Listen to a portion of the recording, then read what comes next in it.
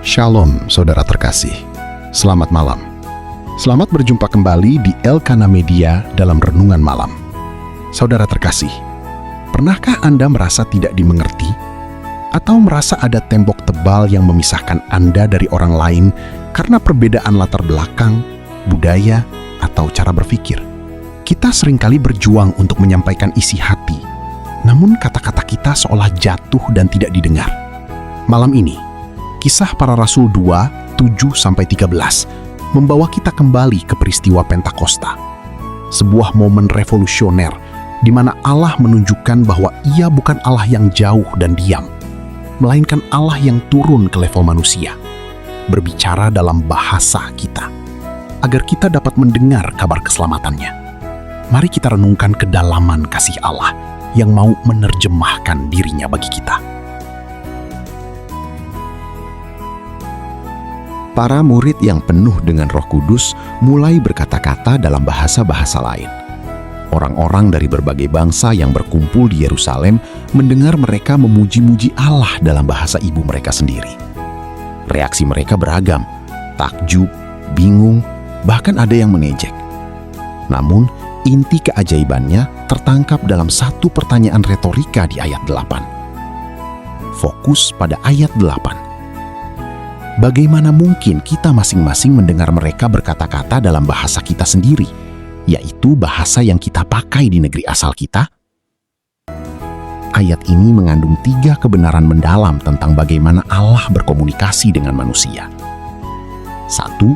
Allah menyesuaikan diri dengan keterbatasan kita. Inkarnasi komunikasi. Perhatikan frasa bahasa kita sendiri.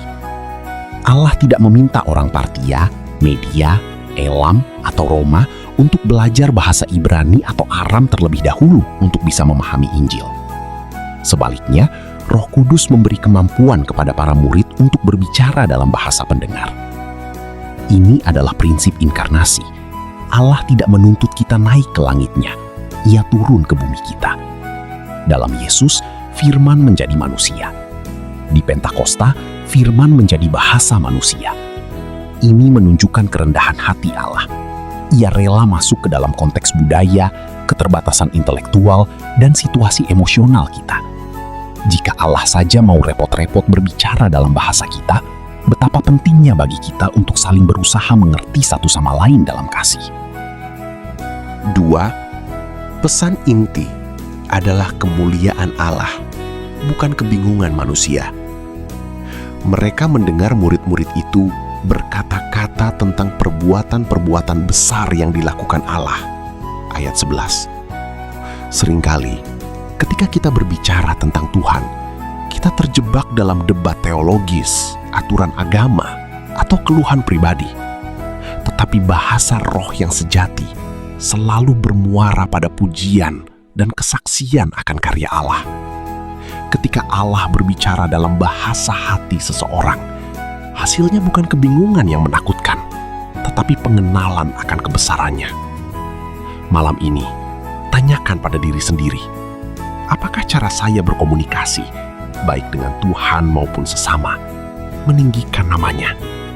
Apakah kata-kata saya membangun jembatan pengertian, atau justru erecting, mendirikan tembok prasangka? 3. Meruntuhkan tembok pemisah.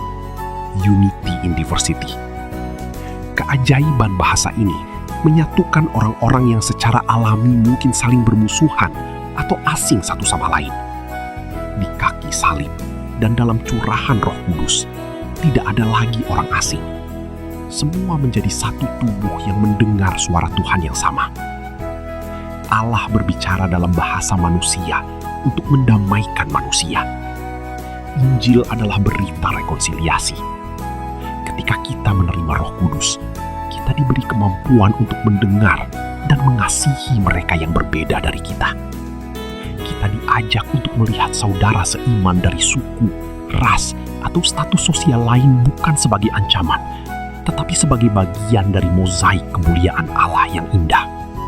Malam ini, bersyukurlah karena Allah tidak berbicara dengan gemuruh yang tak terpahami, tetapi melalui firman yang tertulis, melalui Yesus yang manusiawi, dan melalui Roh Kudus yang menerjemahkan kasih-Nya ke dalam situasi hidup Anda yang paling personal.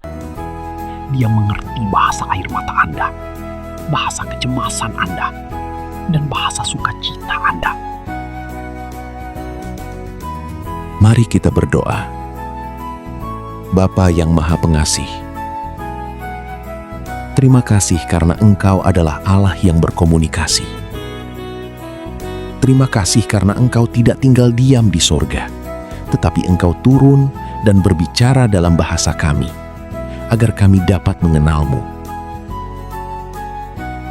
Ampuni kami, jika kami sering sulit mengerti sesama, atau jika kami terlalu sibuk dengan ego kami, sehingga tidak mau repot-repot menerjemahkan kasih kami kepada orang lain.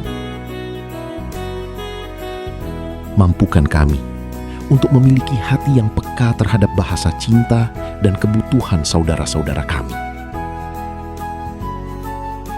Roh Kudus, ajarlah kami berbicara tentang perbuatan-perbuatan besar-Mu. Biarlah kata-kata kami membawa damai, pengertian, dan harapan, bukan kebingungan atau perpecahan. Satukanlah hati kami dalam keberagaman, sebagaimana Engkau menyatukan umat-Mu di hari Pentakosta. Kami ingin mendengar suara-Mu yang lembut dan jelas di tengah kebisinan dunia ini. Dalam nama Yesus Kristus, Firman yang menjadi manusia, kami berdoa. Amin. Saudara, Allah mengerti Anda sepenuhnya, bahkan sebelum Anda mengucapkan sepatah kata pun. Biarkan kasih-Nya yang transenden itu menyentuh hati Anda, dan bawa semangat pemahaman itu kepada orang-orang di sekitar Anda.